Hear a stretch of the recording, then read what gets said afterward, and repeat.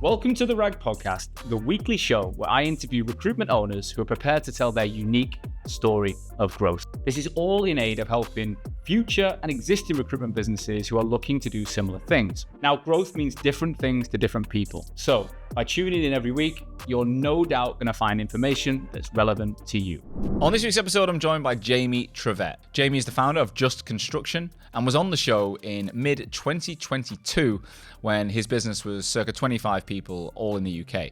He now has a similar sized business with 95% construction recruitment in the US, okay? He sliced off his UK client base and his UK contract business, which sounds crazy, recurring revenue and an existing company, to go all in on the US. In this episode, we talk about how he did that, why he did that, and what the future looks like building out in the US, the biggest market, so much opportunity, and Jamie breaks it down in a really clear way. So if you're thinking about migrating to the US and all the things that might happen around time zones, around how do you get your employees to work, about how do you manage existing clients to new clients, we covered a lot. You're going to love it. So let's get into it. Without further ado, Jamie, welcome back to the RAG Podcast. Hello, good to have you, mate. On your own this time. I know, yeah. Tony's not sitting here jumping I remember the start of the episode, you thanked me for being on the show. Yeah. You're like, thanks for being on the show. Like, what was it it's you my said to show. me? It's the first time I've ever been thanked for being on my own show. Yeah. And this was in June 2022, remote living. You guys were in an office, and I was in Sheffield, I think. I think you had a small office down the road. Yeah. Sheffield. Yeah, it was all kicking off. And it's good to have you back on. In terms of, look, some people won't know about this episode. So before we get into all the detail, just reintroduce yourself for people. Who you are, what you do, on a high level, no story detail. Just don't get into it. Nuts and bolts. Yeah, so Jamie Trevett, owner and MD of Just Construction Recruitment. Operating mainly across the UK and US recruitment space in construction. The name is Just Construction. Just Construction. What a name. It wasn't previously when we was on before. We were actually called the Just Group. The Just Group. And we had all of the niche. Just envelopes, all that. Building envelopes, facade. just interiors, all of this. And funnily enough, it was actually Tanya from Hoxo. When we were moving into the States thoroughly, she said, are you sure that all of these brands are going to be kind of picking up? We're going to have to do a lot of work. And you know, I'm a tight ass, so my budget for marketing was probably quite slim. So she said, look, why don't we push one brand? And naturally, I think Just Construction... It's got everything in it. Yeah, it's a bit more broad anyway. So we decided to kind of revamp that just into Just Construction. And that's really what we've been for the last 2.5 years now. Amazing. Yeah, it's going so well. You've got how many people now? About 24, I think 23, 24. Split across... Are they all UK? Have you got someone... We're all based in the UK at the moment. But they operate mainly about 95% in the US.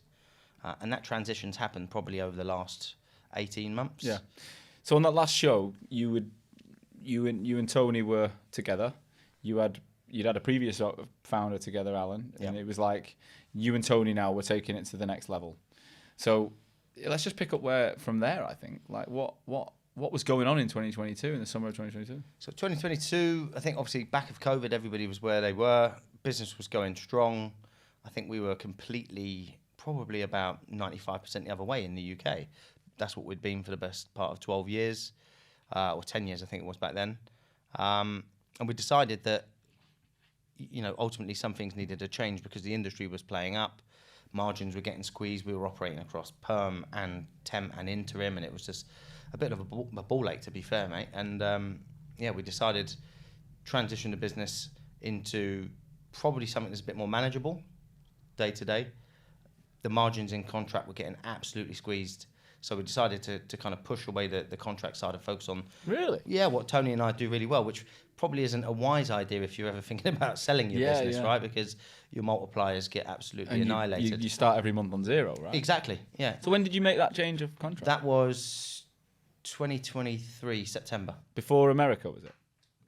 We had transitioned into the States, as in set up probably 2 or 3 desks. By the time when we spoke last time, we'd set one desk up. It was a test, really, just to see whether that kind of work from a farm model would work for us, and it was really successful. I mean, the guy absolutely, probably almost false promises that good. So you then go gung-ho, start pushing things into that market, and we got to a point where we then probably over-invested quite quickly, and then realised that America's a lot larger than you think it is. So we kind of scaled it back a little bit, was a little bit more strategic about markets we were going into. And off the back of that, decided to shut the contract side because I think a lot of people that work in construction, you know, if anybody's listening that's in construction recruitment, will tell you the margins got absolutely decimated. You know, the construction industry, I think there was 147 contractors went bust in 2023. We got stung for about 75 grand by a contractor that went bust. Again, is this more main UK, Europe? All UK, yeah. And so, what's the problem? Like, why is it getting worse? Do you know what? Because there's still developments popping up all over. Manchester's just cranes everywhere. Well, that's it. I mean, we've got the same thing. London, you know, Liverpool, Leeds, wherever it's all happening. But I think what tends to happen is you've got high interest rates in this country, private investments coming in. They obviously don't want to pay over the odds for stuff, and ultimately, money makes the world go round. Contractors take it on at cost because it's so competitive, or their margins very, very small. They then, what is known in construction as subby bashing, to try and squeeze margins, and then ultimately so it just comes down the food shit chain. rolls downhill, right? And technically, recruiters are at the end of that chain, they don't want to pay you the bill because that makes up their give margin. me an example of like what margins went from and to. So on the white collar side, so site managers upwards, you'd be probably looking at about anywhere from 18 to 25% if you were really kind of maxing it out. But I would say average about 17.5 to 20% was decent, was really good margins, right? And in that, if you're paying factoring costs and you're paying, you know, banks or insurance or whatever it will be, plus commissions and what have you, good numbers. You know, the business would be ending up with about, you know, 8 to 10% of that. Fine, perfect. That got squeezed so much. I think we were at one stage on some runners, we were pushing probably 6%. What, gross 6%? 6% margin, before all the costs. God. And you're sitting there going... You end up losing money, couldn't you? Exactly. Net, you're almost like, you're net zero, basically. So you're doing all this work for nothing? For nothing. We're almost paying for them to go to work. So I think at one stage we ended up with about 800 grand in debt on the table, right, of contractor debt, which is, you know, pretty normal if you're running a contract business. But the margins were on it were only about, it was about 75, 80 grand. And you're going, you know, that's a lot of debt to put on the table for that. And we just had one client go bust. So all of a sudden you're thinking, well, one more and you're in shit street, right? And the problem with contract recruitment, as lucrative it can be, it can also be the detriment to your business and kind of drag you down quite quickly. Yeah. So we decided, let's go back to doing what we do best, ultimately. And that is perm recruitment. So we decided to shut down the contract side. How did you do that? Because it's obviously you play in. I've done this with a retain. We shut a whole business unit down in 2023. Yeah. You originally signed up to that. Yeah, it was. Product. We don't do it anymore. Yeah, it's gone. Yeah, but it was doing about 1.5 million a year in revenue. Like that's margin, not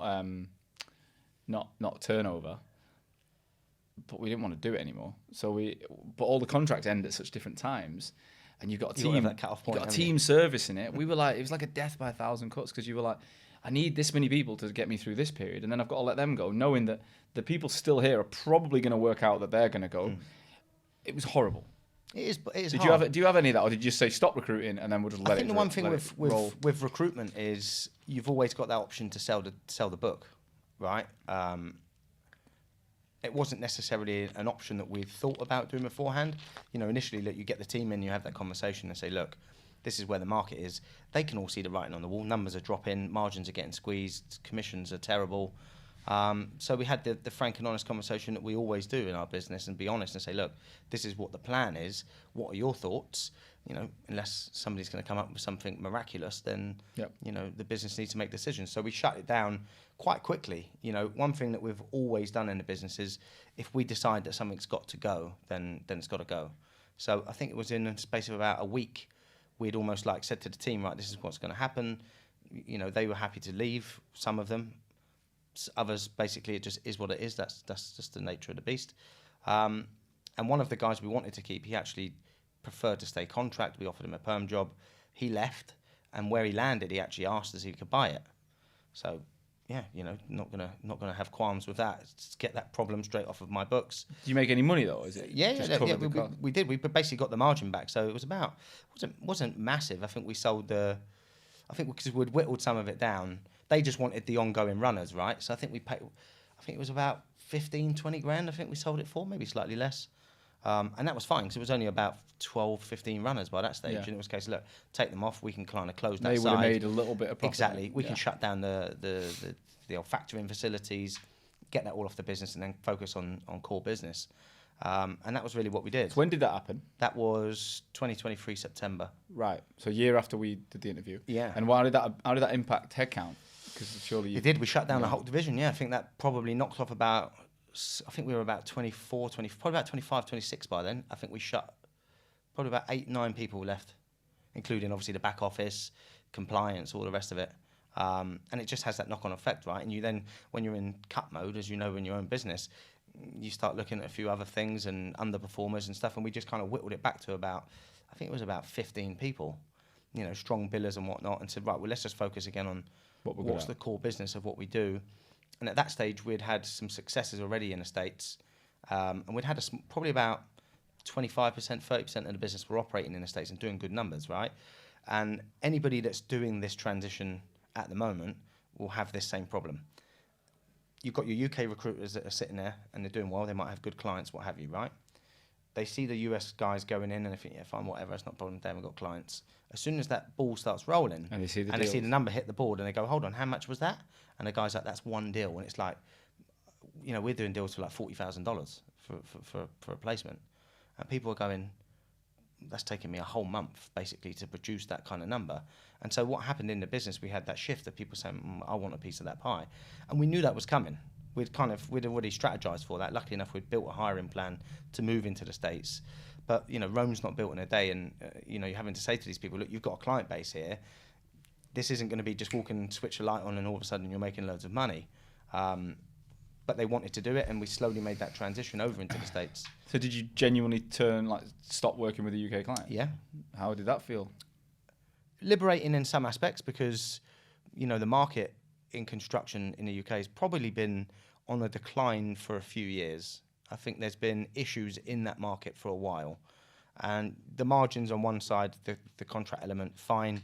But even in its own industry of construction, not the recruitment aspects, companies are getting bashed all over the place for it, and you have to go on LinkedIn and you see it. Subbies complaining and somebody's not been paid, and as I said, 147 contractors went bust that year. We saw ISG go bust, who were another massive contractor, and that was probably the first time I actually turned around to Tony and said, "Wow, a business of that size has gone bust, and we have got zero impact, not one."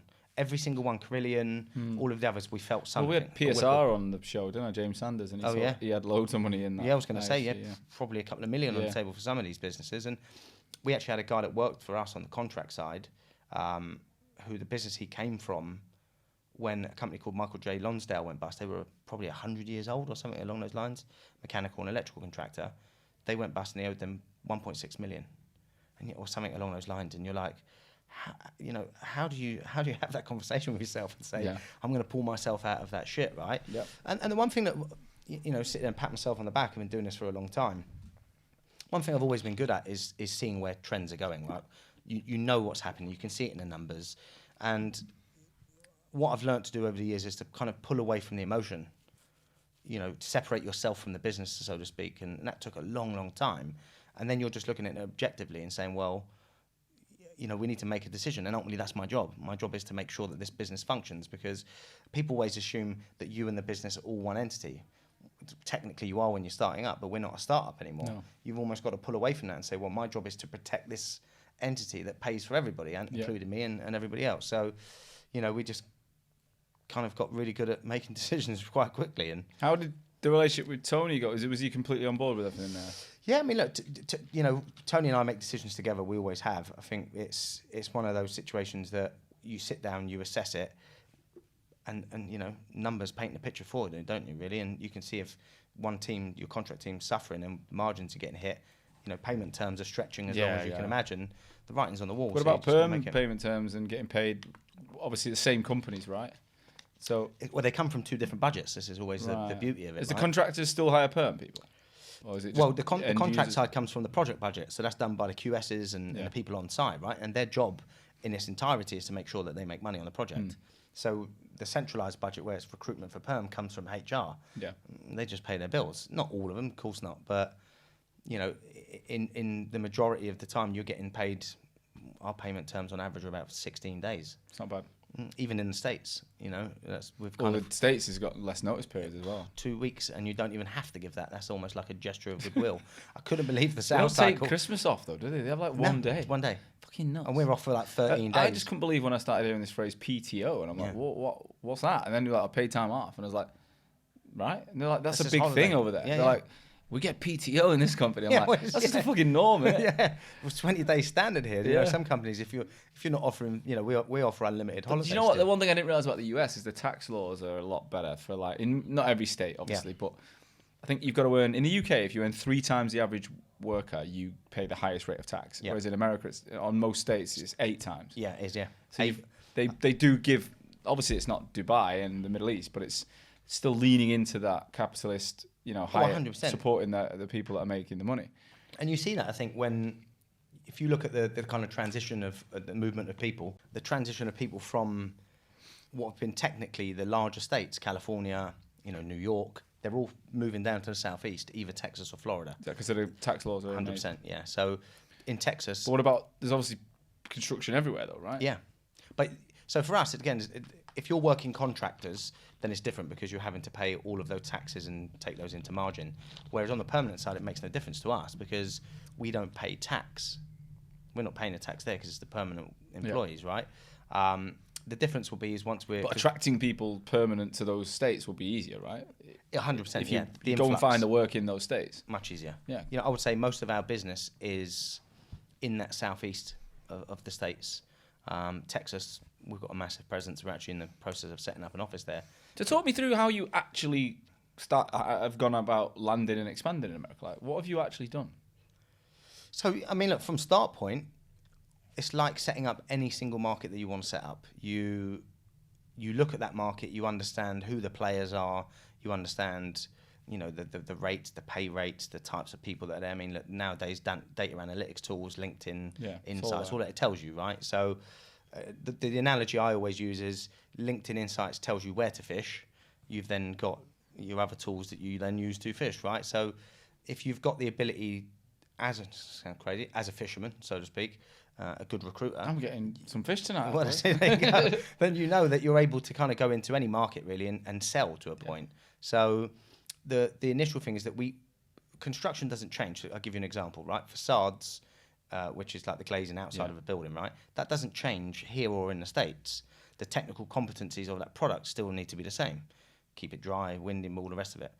Yes, there's slightly different variations of it, but if you understand that, yeah, exactly. Regulation. They call it simple glazing, but they do use unitized and whatnot of curtain walling, whereas here it's all under one umbrella of building envelopes. But they don't change from one place to the other. So if you understand it here, then you know what a project manager does there. And again, Just got to get a network. It's the nuances, right? You kind of learn. Did you give the team a run rate and say, right, for 3 months, I don't expect a lot. Just go and fucking... Well, what we initially did, again, we selected certain individuals that we knew that had certain competencies to be able to kind of manage a seesaw effect, right?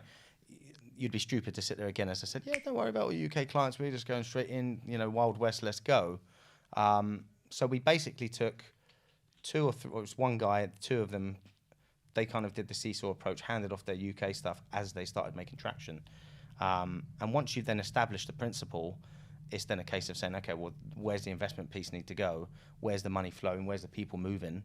And you start looking at that. And so we've slowly, since we spoke back in 2022, we've slowly kind of shifted the business.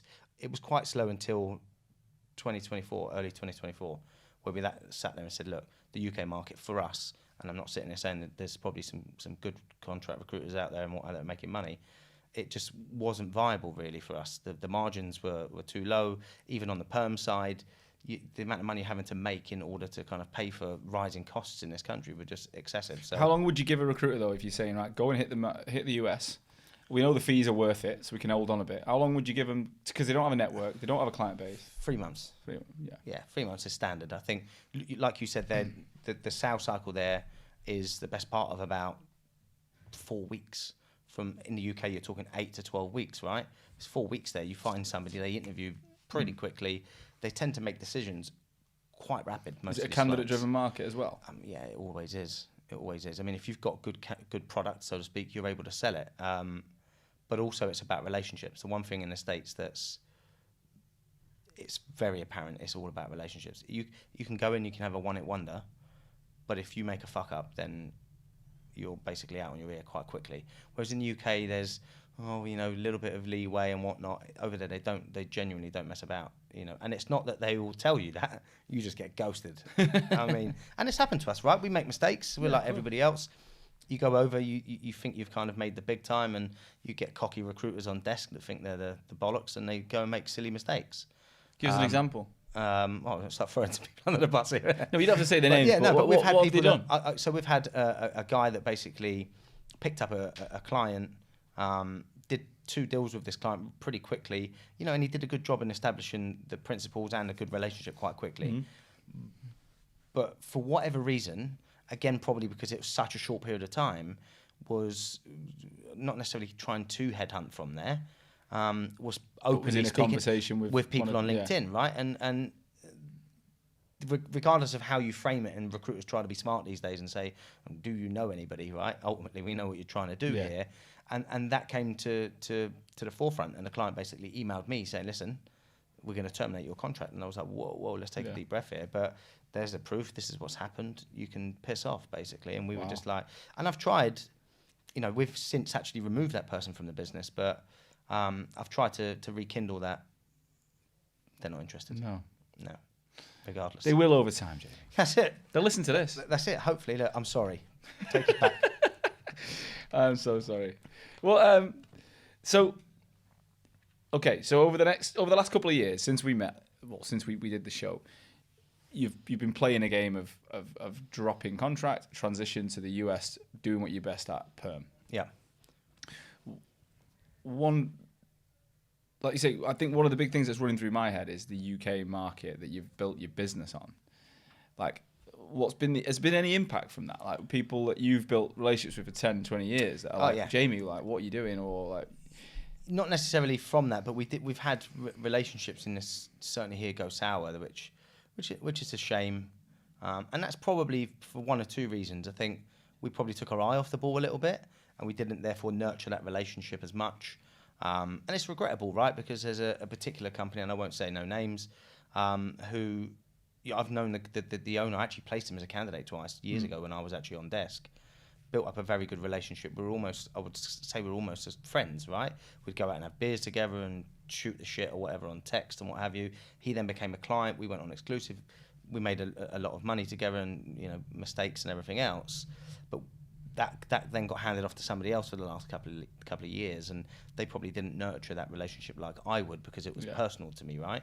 And I think that me personally, then not overseeing that account, I'm looking big ticket US, and it just went to shit, to be fair, and to the point where the relationship's actually gone to shit, which is a real shame. Because business relationships end. That's just the nature of the beast. But regrettably, that we probably didn't manage the exit as well. Did you communicate it to them? Yeah, we did, but it was a little bit sour. We are heading to the US. It's nothing personal. We were still working the account. Yeah. It was just the case that basically there was a dispute as to a candidate that they were taking on, and there was always the same typical recruitment shit that you have regardless, right?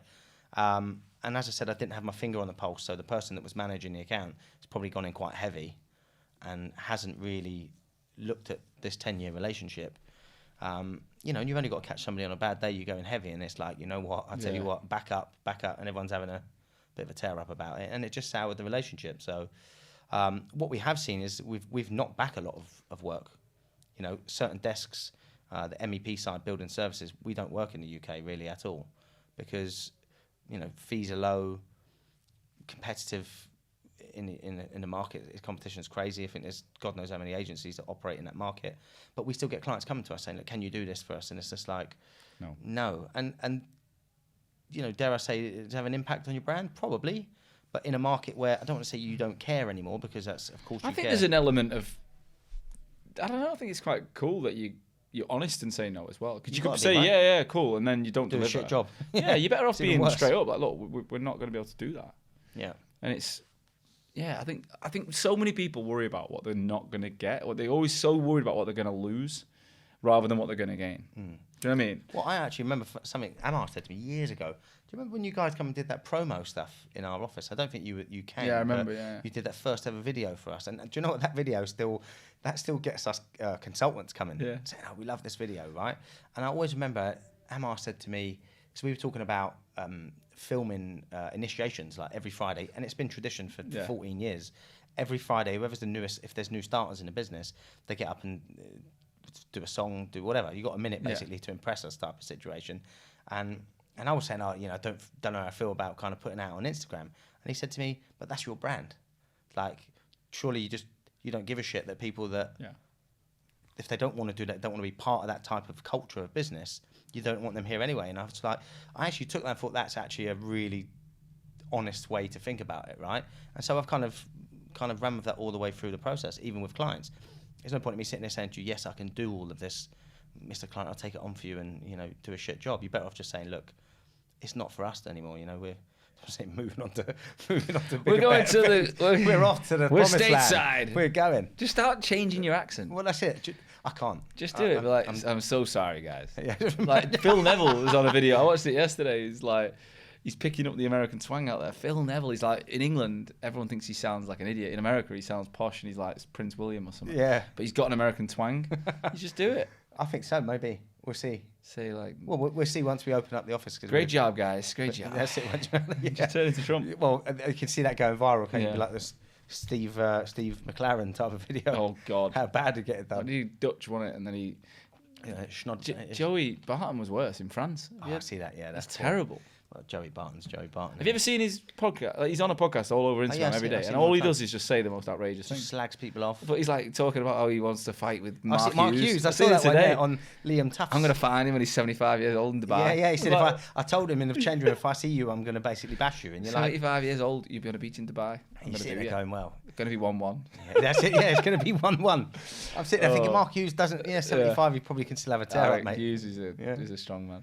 So, all right. So the business is in a really good place because you've, in the last few years, again, I think the reason I'm asking this is I genuinely think a lot of people listening would go, oh, but we've got contract and it's UK and it's existing, and they'd be focused on what they're not got, and you've gone, I'm focusing on what I'm gonna get, and you've pivoted. And how long do you think it went from where you were with one person treading water to 95% of the business? How long does that took?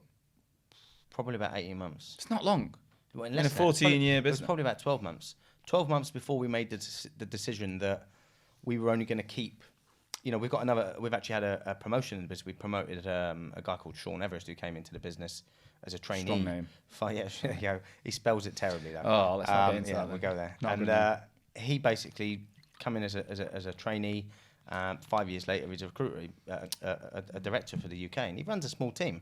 But we kept his side because he's genuinely got some really strong relationships. So he's the 5% basically. He's the 5%, his team, and it was never in question that we wouldn't cut that off because he was so profitable in what he did. Is he happy doing it? Yeah, and he never wanted to move to America, right?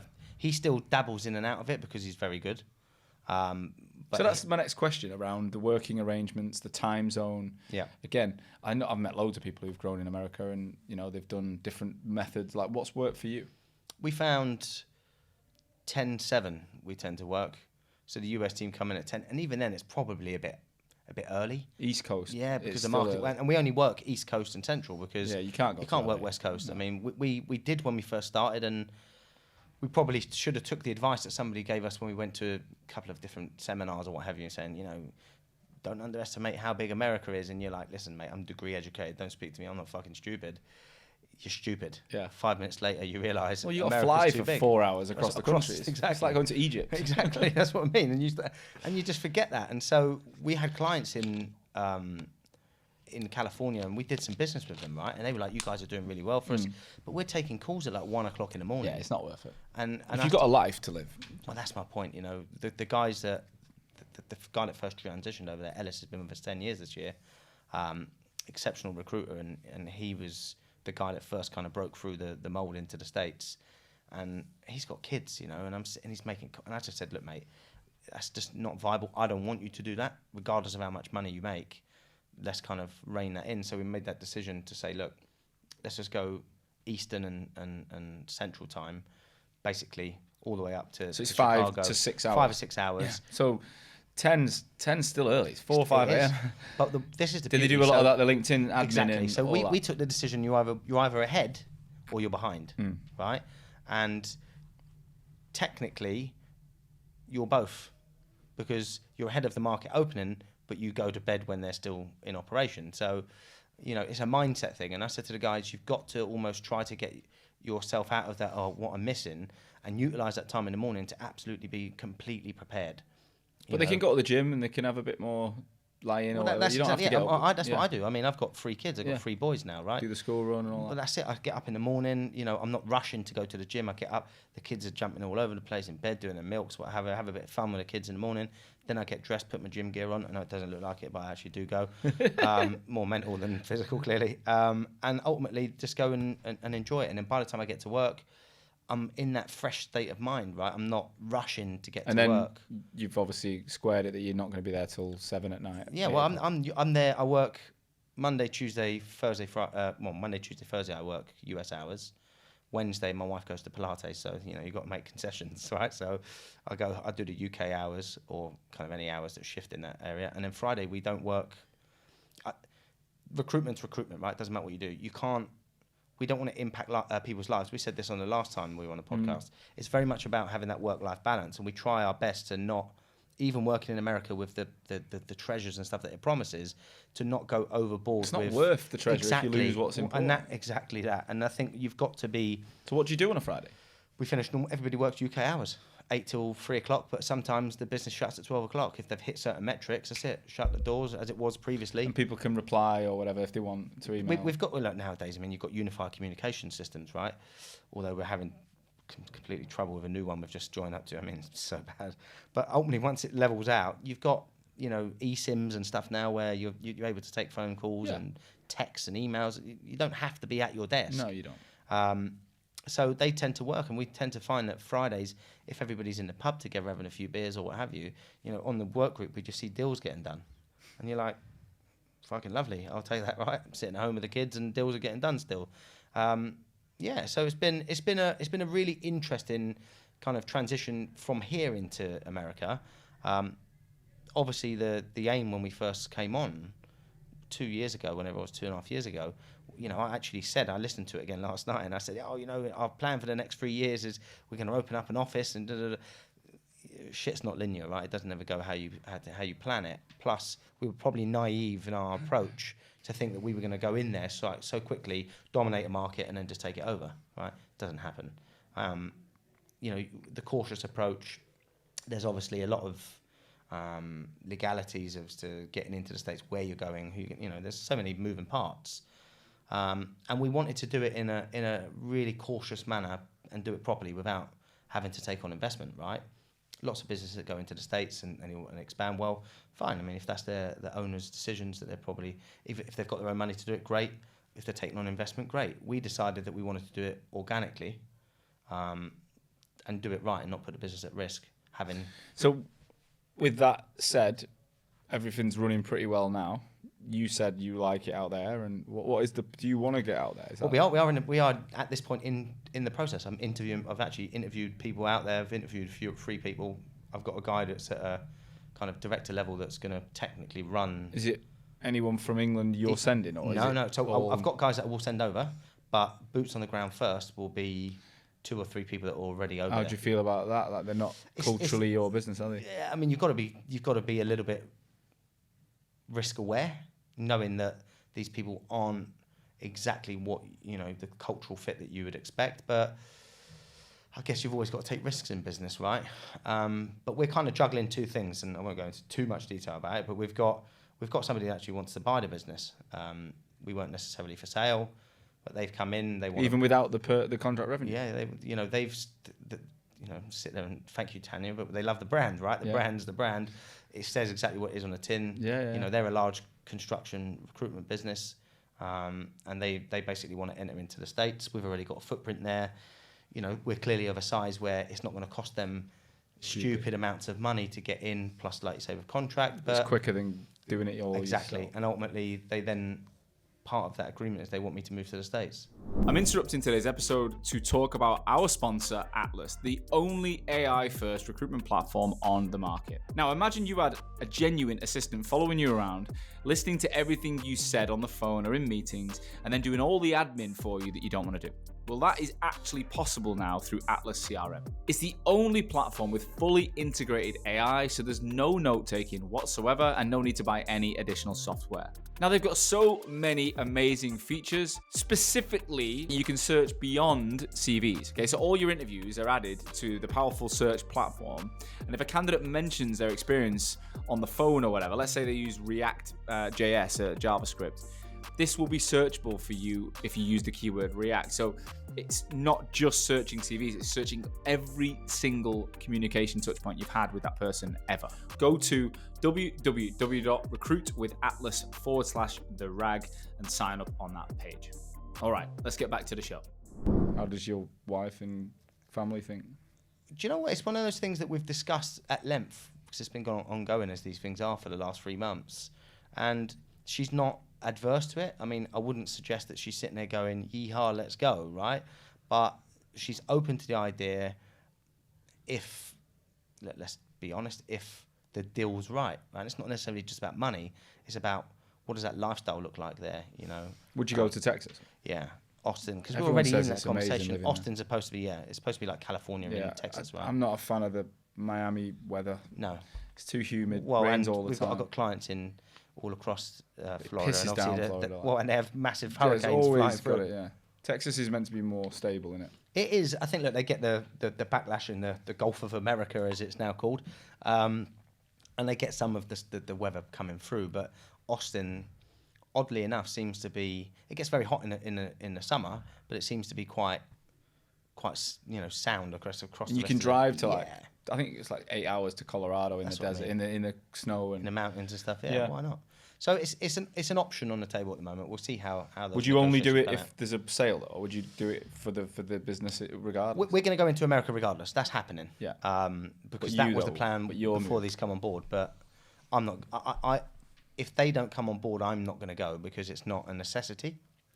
But obviously, Tony's looking to exit the business in the next 18 months. So we're kind of juggling people at two different kind of. I'm only a few years older than Tony was when we first set up. Yeah.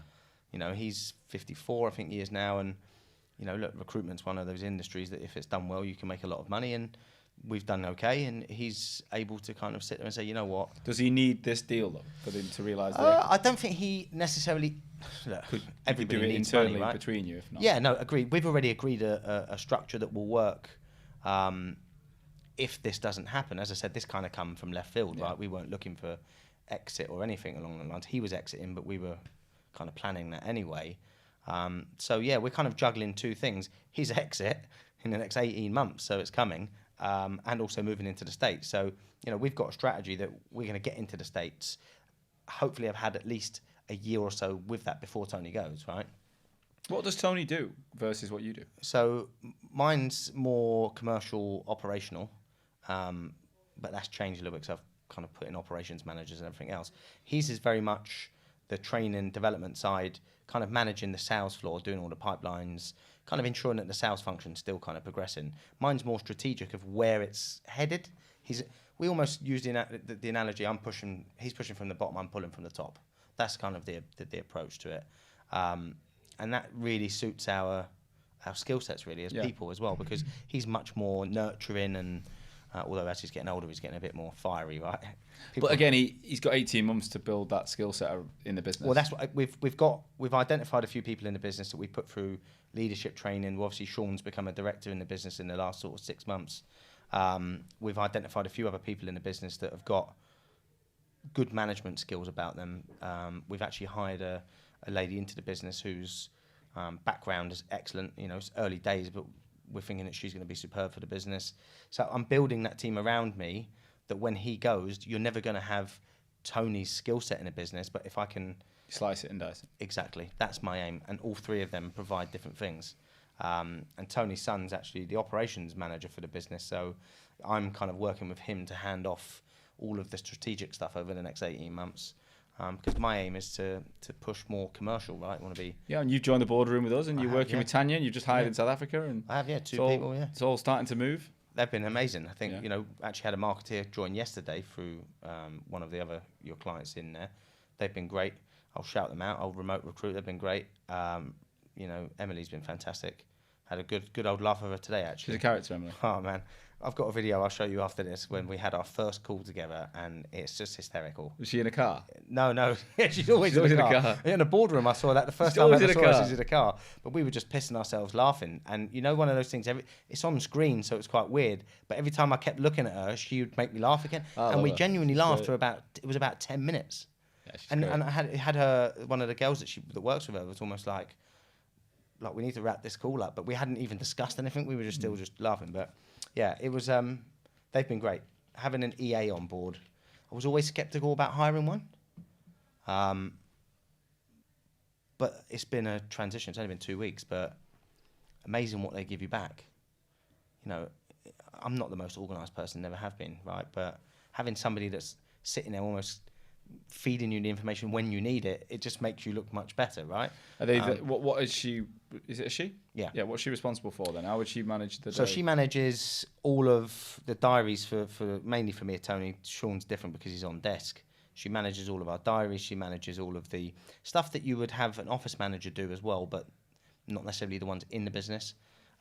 She manages project work for me. So if I'm getting her to deal with the podcast stuff that we're delivering, almost like the putting together the kind of outreach programs. Yeah. So she's much more than a typical EA, I would guess, right? She's almost becoming quite quickly almost like your right-hand extension to help. It's like Lauren in my business, who's my ops director, marketing and ops director, and there's so much. She doesn't manage my calendar so much, but she is I flick a lot to her, just like, look, Lauren will figure this out, because I'm just like back-to-back in meetings, and there's always something going on. And even today, like, she was in South Africa when I recorded here the first time, and she's from South Africa but lives in London, so she's here today, and it's just smooth. Like, she's just always thinking about the things I don't think about. Well, I just had that with her actually. Now I walked in, and obviously I've never met her before, but I've met her via VC or whatnot, and I was just walking towards her and smiling, and I got really close before she was like, I almost recognised who I was, and I said, oh, don't worry. I said, you probably don't remember who I am. She's like, no, I recognise you, but probably thinking. But yeah, you can see that she's obviously, pivotal. She's literally like, I can't even imagine my life like my business life without. But my wife's called Lauren as well. So like my two make it nice and easy. I know, my professional life and my personal life is like Lauren. Well, you've got to be careful when in which context you say to your wife, Lauren was so great. I know. Today. I keep saying the phrase "my Lauren," and then they're like, "Which one's that?" Like, I'm like, my wife is my Lauren. You get yourself in trouble. But they get on really well because Lauren comes up to Sheffield quite a bit to work with me for a day, and we sit down and we strategize, and then she comes for dinner with my family, and it's become really like a really good relationship, and really valuable. And well, I think as any business owner, right? It's one of those things. When you're the person, the kind of visionary within the business that's driving things forward, I know as you are in the business, and I know, you both have your own skill sets. When you're that person, you need to be able to offset stuff to somebody to actually like do. Yeah. Because I'm more like the why guy, right? Going to tell Simon Sinek stuff here, but that's the way I see myself. I'm the more why are we doing this and where are we going? I need someone to be the what and the how, right? You need to go and do the detail, because I am not that details guy. I'm like squirrel and I'm off something else, right? Yeah. And what I hadn't had before was somebody picking that up. So all these great ideas were just going to shit. Filter away. Yeah. And that's what we're doing. I think every boardroom member we've brought in with 45 members in a year and a bit. There's a couple that had someone, but the majority didn't. So we're like, right, go and find that person in South Africa, typically. And then they get access to us, don't they? So they're then doing the doing, but with our guidance. Yeah. And actually, like, we get to talk as founders and leaders and have that community. And then the marketers are actually doing all that, and the operations are doing it together, looking at the latest AI and tools and platforms. And well, it's great because you get different recruitment businesses learning from each other, but there's no like competitive issue because everybody's kind of lifting each other up. It's a great concept. That's what it's about. I don't, there will inevitably be some people that have similar markets. I actually spoke to a guy who, he's not necessarily a competitor of ours, although he competes in our market. Tom was great, and we actually had a very open conversation, and he gave me some some tips as to what he's done, and I said the same from my side. And yeah, we may cross paths, but you know, ultimately there's enough for all of us to win. 100%. You know, what's I see his stats. There's 45,000 recruiters, or they were when I looked at this about a year or so ago, in the UK. Yeah, 45,000 in the UK, and there's only 35,000 in the US. But the market's worth about 5 or 6 times more. Well bigger. And you're sitting there going, well, you know, let's not be greedy here. Yeah, there's enough work. And that's what I said about the size of the They have US, a few right? really big agencies over there, don't Yeah. they? Like massive. Yeah, And recruiting is like, I hate that phrase, recruiting, instead of recruitment. Yeah, They say recruiting. recruiting. Yeah, but I'm not going to slag a few of them off, but no, but it is a shit. different. I think it's seen in a different way. Yeah. Like it's more of a corporate It's much job. more sophisticated here. Yeah, there it's like a job, isn't it? Like go and get a recruiting job internally or whatever. Like here it's Well, more talent acquisition. It's almost that. But even the big agencies, like again, I'm not going to throw some names out, but I look and I was on LinkedIn and there's like 3,000 people. I'm like, fucking, how on earth do you manage a business with 3,000 recruiters? Obviously, it's segmented, right? But I'm thinking like, clearly there's an issue with training because I've got some of them that work in my industry. I mean, and they are absolutely useless.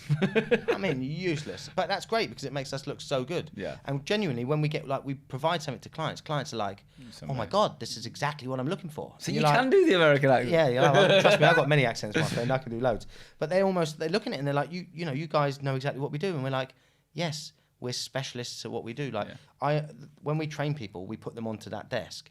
That is the only market they work. They're not generalist recruiters. How much do you break it down then? So what does one desk own in your space? So I'll give you an example. We've got somebody that works in Texas. Well, in fact, they went into work in Texas in mechanical and electrical, right? Which in the UK, they come hand in hand. In fact, they only work in Austin and San Antonio just in electrical. Because it's big enough. Because it's so big and there's so much money, and they're only scratching the surface.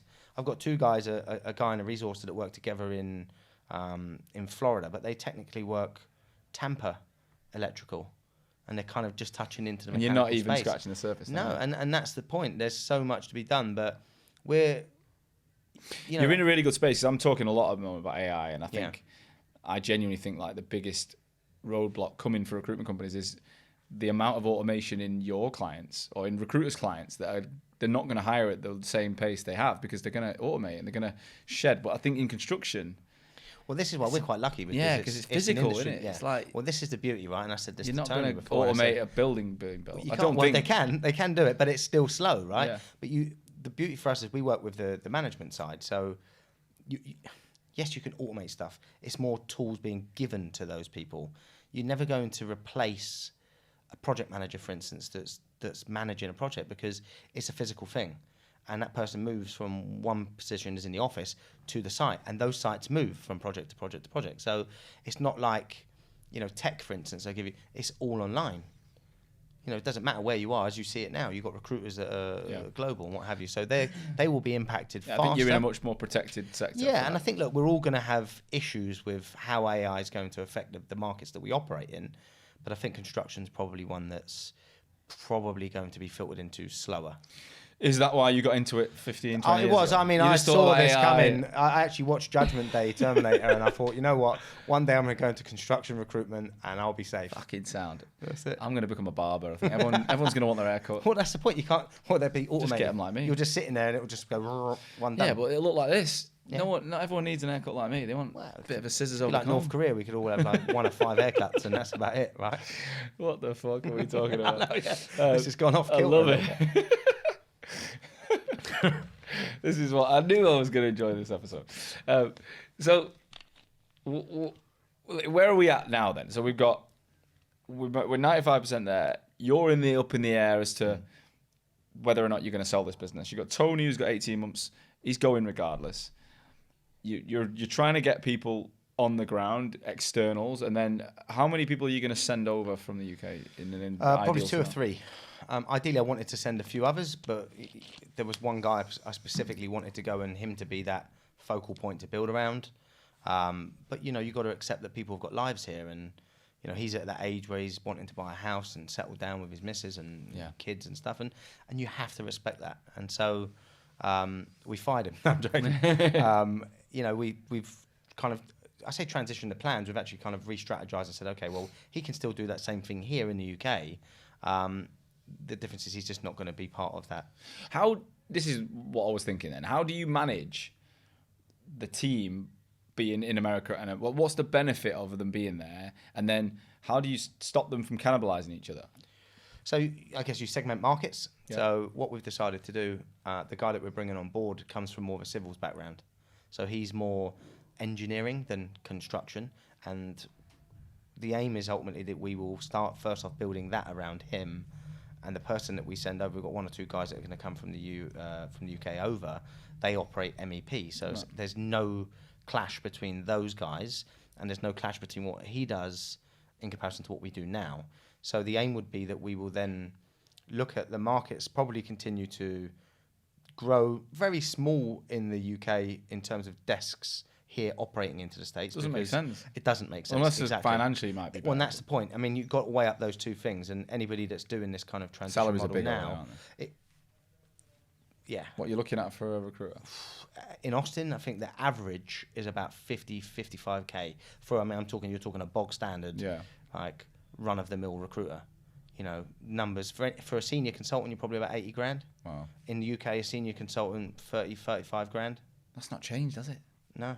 Well, because the problem is, again, it's about OTE, isn't it? I mean, anybody that comes in, and this has always been our thing, if somebody comes in and says, I want 55 grand on a base salary, okay, well, are you going to deliver 500 grand?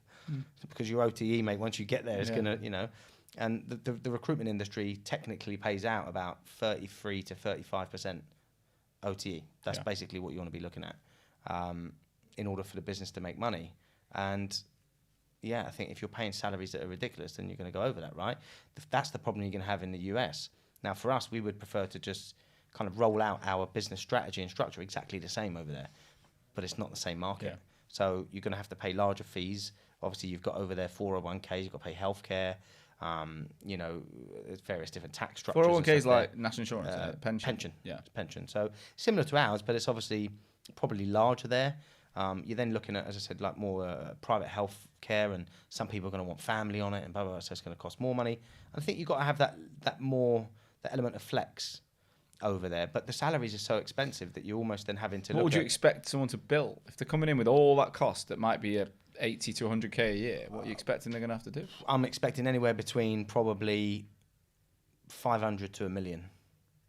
But that's the numbers that these guys are doing. You know, I've had a conversation. So it's worth the investment of 100k. The guy that we're looking to bring over, he's at director levels. You know, he's north of 100k. You know, and some. You know, and he wants a hefty package, but he does currently 1.3 mil. He's got a resourcer, fine. That's another 55 grand. Himself? I don't think he can get a W2 visa. But I don't think, and again, it's like, some people don't want that, right? He's not an entrepreneurial guy. No. He just wants to go in, build a team, have that security of somebody else is running it, and get paid a shit ton of money, right? And you think $1 million biller, he'll be earning 400 grand. Yeah, it's great.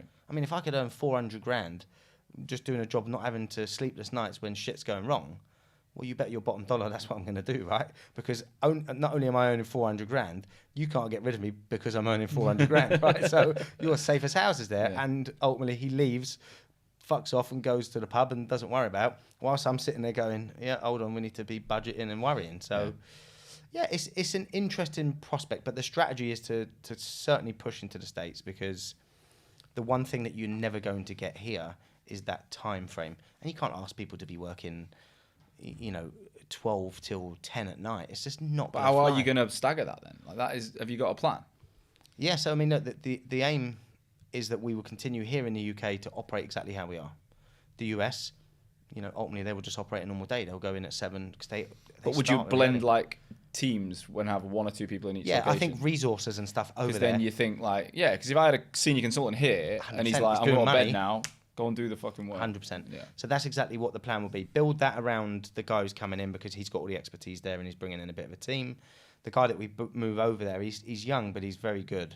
And I think as he progresses and get better, we'll continue to build that function out there, not around him because he's not ready yet, but probably in that same space.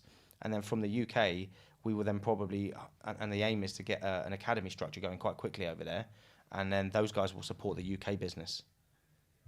So the first wave of academy will be support the guys that are already here, like you say, so you can maximise that time in the market, right? Yeah.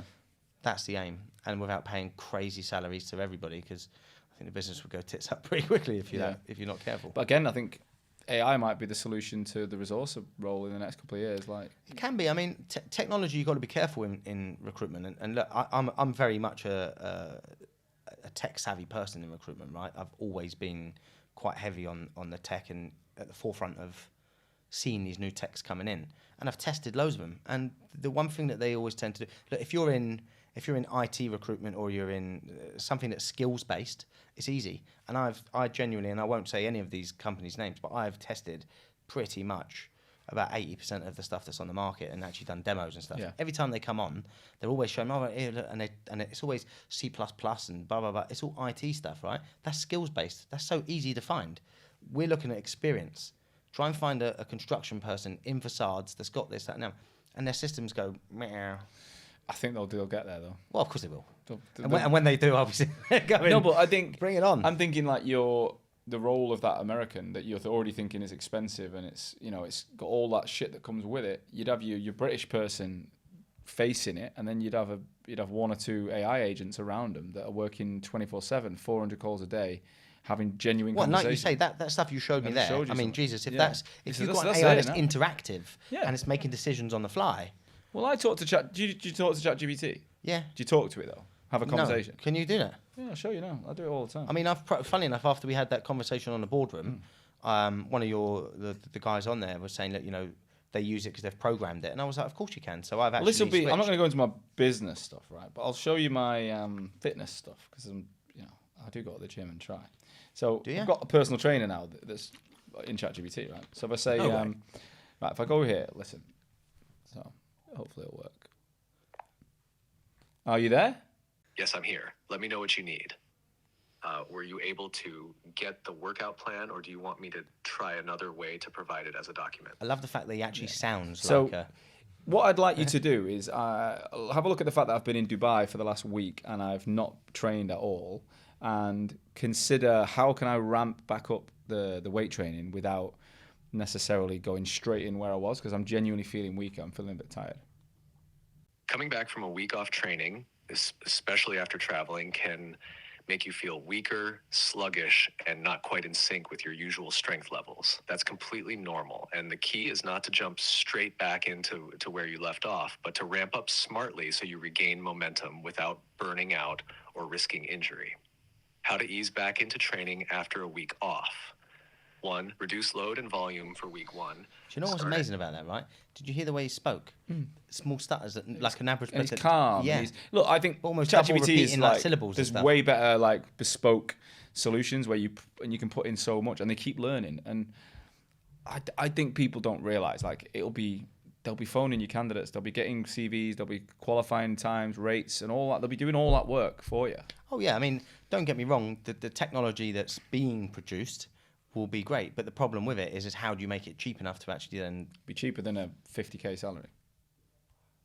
An AI agent will be cheaper than a salary in America. Yeah, but the problem with these people with their SaaS platforms is they suck you in and your contract's for a year and you can't get out of it. And you're almost sitting there going, and then the geezer's shit. Whereas at least if somebody's poor as a recruiter, you can say, look, you're advice, fired, mate. I'm saying this to everyone, is genuinely just all your plans when it comes to things like those hiring resourcer roles and things. I genuinely have them on. I'd have them there, but be very aware that you might be able to do a hell of a lot more with less people at cheaper cost.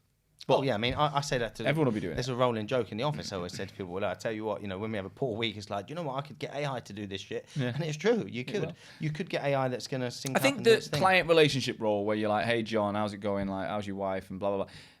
Again, it can do it because I can. That AI now knows my wife's name, knows my kids' names, knows everything. So I'll be like, look, Lauren, blah blah blah. It's not work, Lauren. It's my Lauren, and it knows, But will it? Again, I can't see it yet. Where it's a world where it phones a client and has a really good chat about the football and the NFL on a Sunday, and then and it's more so.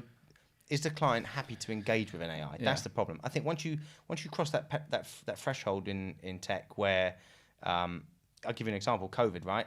Nobody knew how to use Zoom or Teams or any of this stuff, right? Suddenly, off the back of that, your grandma's an expert, right? She knows what she's doing, and everybody you're doing Zoom calls and bingo and shit and all over it, right? And there becomes that acceptance that It that's becomes the norm, normal, and I think that's 1 to 2 years away. Yeah, because the whole AIG situation, I'm a massive fan of what AI is going to produce. I'm very aware that there's the negative aspects to it. You've just got to lean into the opportunity rather than the fear. The fear is 100%. natural. We're all feeling it, but you've got to lean into the opportunity. But you could you could genuinely be ringing like thousands of candidates all in at Texas the same time. all at the same time. Yeah. A day. That's the difference with AI. The capacity that it's got, it's making 100 It's not calls sick. to different It doesn't people. feel like me today. It's not having days off. It's not going on holiday. So you can Sign me up. Where is this? True. But it's going to be available soon. And like you say, I think these people that are working on this in the background, who are a lot smarter than I am, will produce something that will be exceptional, I'm sure. And I think it's one of those things, isn't it? It's then, as a recruitment owner, what do you want your business to look like? How do you want it to operate? That's the bit that I don't think people can see yet. But I'm having that many conversations. I'm starting to see more people say, I actually don't want loads of staff. I want me, a marketer, a delivery, and I'll stay that way. Or I want me plus a core group of leaders, and then around them there'll be AI agent doing resource, doing branding. So everyone will be your best people will be everywhere, supported through automation, so that they'll still do the bits. Until they don't, they'll still do the bits that the high impact, high value stuff where you get paid. Yeah, I think it's one of those, like, for me personally, right? I sit there and think to myself, what do I want my business to do?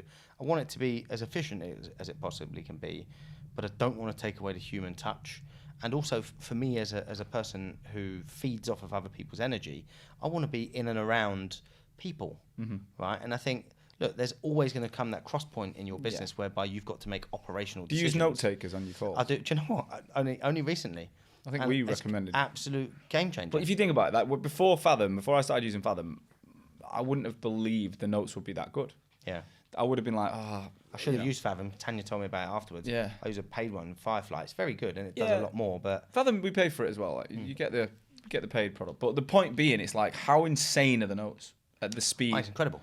So like, if you tells think you stuff that you forgot even in the meeting. if you think your recruiters are that good that I can't beat them, I'm like, just read those notes. I'm sorry, but we're not. Well, that's the point. Now human if they error can then interpret that and then take that and sell that.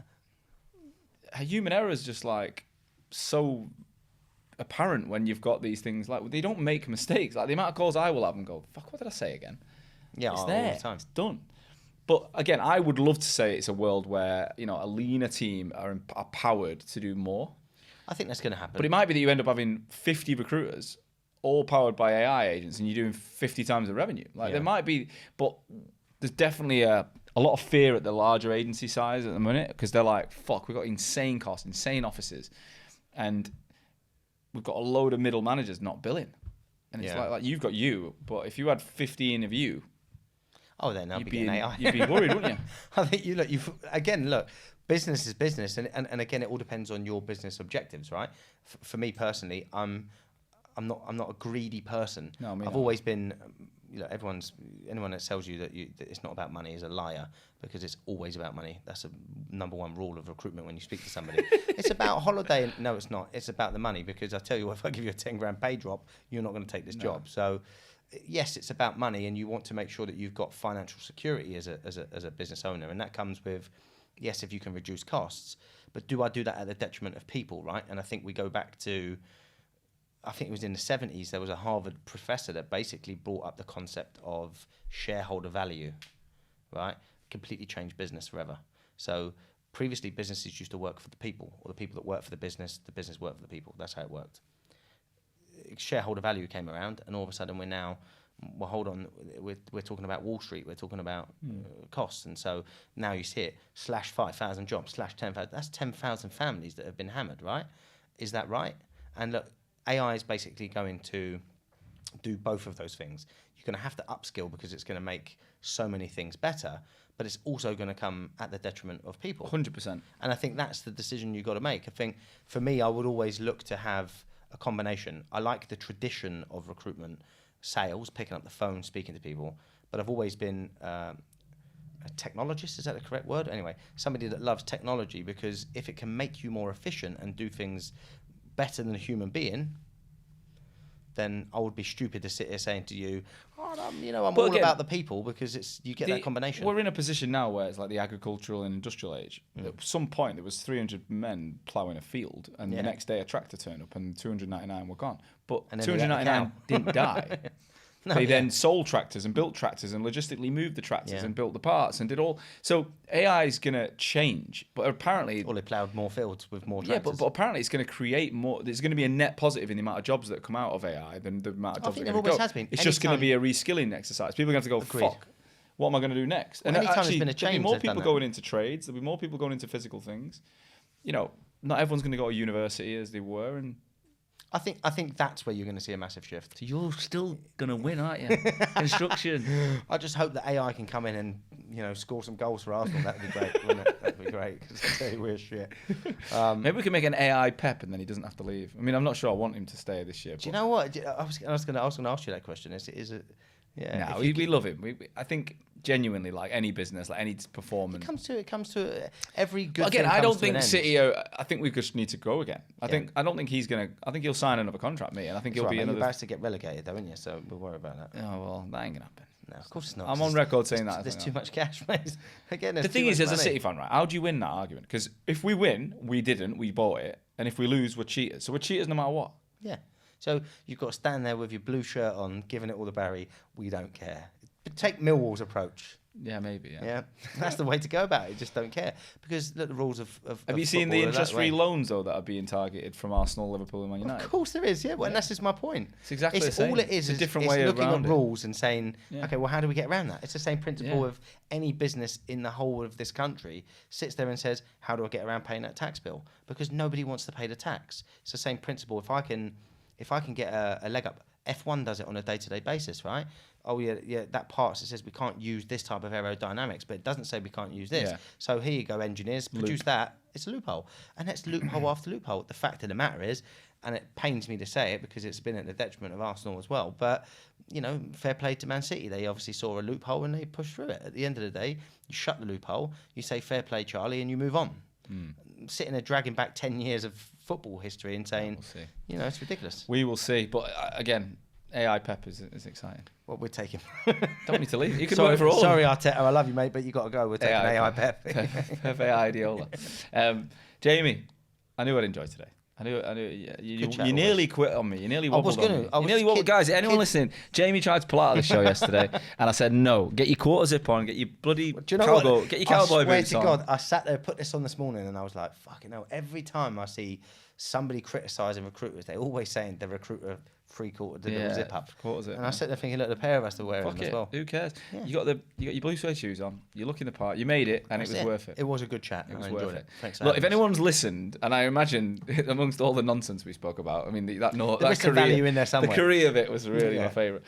But there will be people who've gone, he's got some interesting insights about the US and businesses playing that seesaw in the UK. Like, is it okay if people reach out on? Yeah, of course. Yeah, get in touch. I think, look, it's all about sharing knowledge, and I think that's one thing that you certainly have done with Hoxo, and you've created an industry now. To be fair, I think you guys were, from what I saw, first movers in that. You've created this harmonious approach now to recruiters sharing information, where it's always, I think previously it was a dog-eat-dog environment.